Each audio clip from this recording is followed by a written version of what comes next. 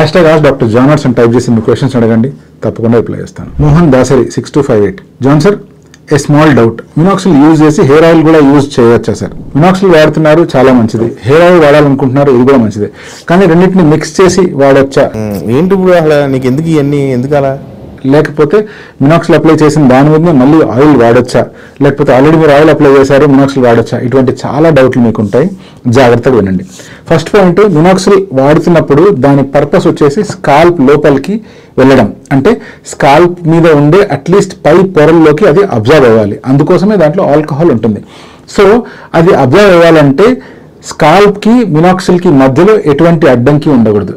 I mean to say, Minoxil lotion కి scalp కి మధ్యలో డాండ్రఫ్ పార్టికల్స్ ఉన్నా, లేకపోతే డస్ట్ పార్టికల్స్ ఉన్నా, లేకపోతే స్కాల్ప్ నుంచి రిలీజ్ అయ్యే ఆయిల్ ఉన్నా, లేకపోతే మీరే అప్లై చేస్తున్న ఆయిల్ ఉన్నా, మినాక్సిల్ అనేటువంటిది స్కాల్ప్ కి రీచ్ అవ్వదు.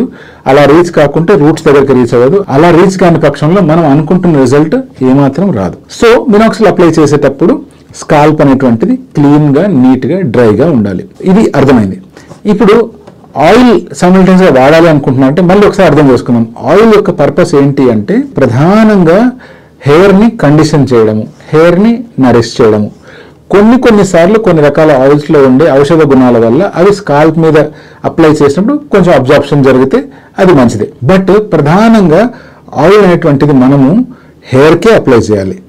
ఇప్పుడు మీరే కనుక స్కాల్ప్ మసాజ్ చేయాలి అట్లా అనుకుంటున్నారు అన్నప్పుడు ఆ రోజు మినాక్సిల్ అప్లై చేయడం స్కిప్ చేసేసేయండి. ఆయిల్ని గోరువెచ్చగా వేడి చేసి దాంతో స్కాల్ప్ మసాజ్ చేసుకోండి, తలంతా అప్లై చేసుకోండి, ఓవర్ నైట్ ఉంచేయండి.